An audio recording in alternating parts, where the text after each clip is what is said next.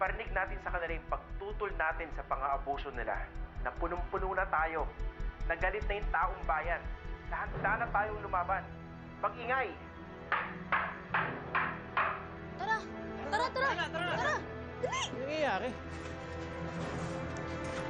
Halika. Tara na.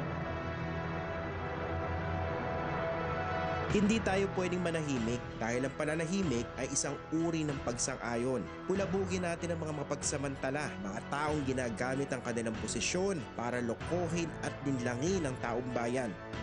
Mahiya naman kayo, General Diego Ramirez, Congressman Abel Montelibano, at ikaw, Pastor Ferdy Almonte, at sa lahat ng mga katulad nyo. Taong akala namin ay kakampi, mga dapat sana naglilingkod at nagmamalasakit. Pero sa huli, inaabuso ang tiwalang binigay namin. Mga mandarambong na ginagamit ang pwesto para sa pansariling kapakanan. Mga kapwa kong Pilipino, ito tandaan nyo, ang pagtataksil sa tiwala ng taong bayan na mga makapangyarihan para sa pansariling interes. Yan ang pinakamalaking scam